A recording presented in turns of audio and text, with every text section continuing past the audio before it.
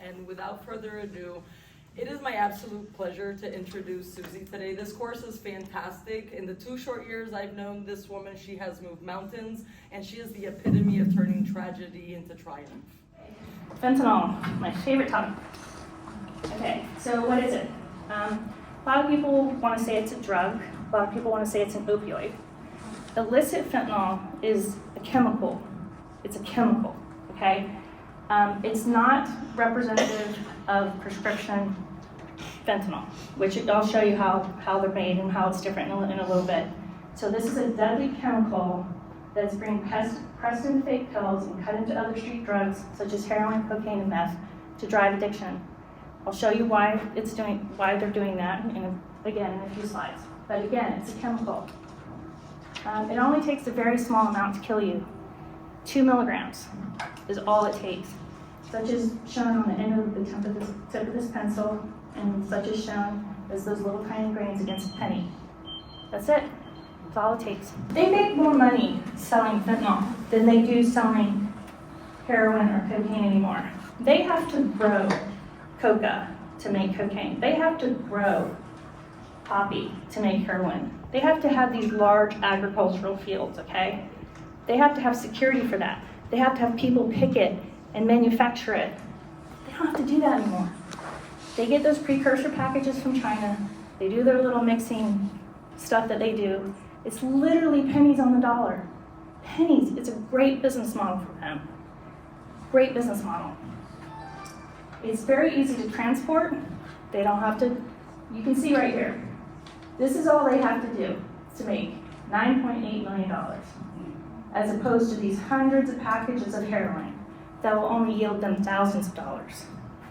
It's a great business model for them. This is how they make pharmaceutical fentanyl, okay?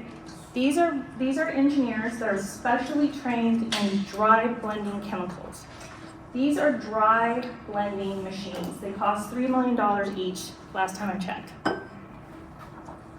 You have to be highly certified to handle these products because they're lethal, okay? Dry blending does not need a chemical process. You don't add a liquid to it. You don't add heat to it. You're literally putting an excipient and the fentanyl in there, and you're dry blending it in these machines. That's really hard, really hard. And you have to get it down to nanograms. You get it down to nanograms so you can turn it into prescriptive fentanyl that is in micrograms. Here's your cartel. Can't do it. They can't do it. They don't have the machine. They don't have the technology. They don't have the trained personnel. There's absolutely no way that they can make prescriptive fentanyl and make it safe for their clients. Here's what an overdose is. An overdose is when you have a medication and there's a prescribed amount to take, or you have an illicit drug and there's a commonly known amount to take, and you either accidentally or purposefully take too much and you die. Or you don't die and you go to the hospital and you live. But that's an overdose.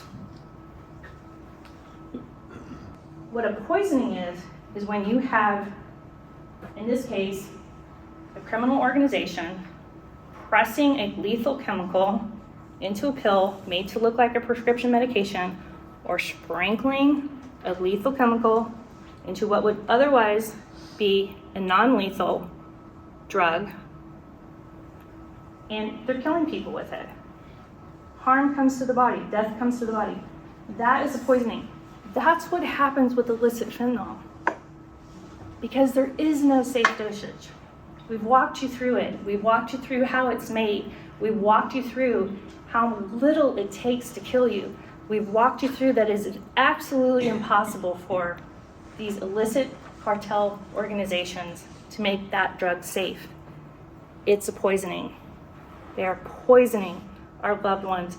They are poisoning our children. We want people to know that people dying from fentanyl aren't dying from overdoses. They're dying from poisonings. And it's really important to change that language. because people are dying exponentially now. And people have to realize they're not overdosing because they spent 2 years at home from COVID and they're depressed, so they took too much. We're talking about 15-year-old kids that take one pill, experimenting for the first time. Did he overdose? How can you overdose from one pill? You can't. You're poisoned with it. It's important to change the conversation. Why it's important? Because when you tell someone, and I had this told to me, your son was a drug addict and he died of an overdose. Well, if he had actually gotten what he thought he bought, he would still be alive today. His butt would be in recovery, but he'd still be alive today. So by continuing to use the word overdose with relation to fentanyl poisoning, we're still placing the blame back on the victim. The victim should have known better. The victim made a choice, right? There's another one up here. Oh, these are my favorite. I actually got these. They got what they deserved. Your child should have known better. And my favorite of all time. You're looking for someone to blame for your child's death. It was his own choice, or the way you raised him was bad. None of that's true. He was deceived. He made a mistake, and he died. That's what happened. So I'm trying to change the national language so that we can help parents like me come out of the darkness, and so we can help people that haven't been affected by this yet understand what really happened. So maybe they'll want to help, right? Maybe we'll want to help. Live poison-free, guys. Live poison-free. Tell your kids to live poison-free. That's our motto. We do have a website, blueplaid.org. If you like what you heard today, you want to support us, you can go on there and support us. We sell t-shirts, we sell ribbons, blue plaid ribbons. Every cause has a color.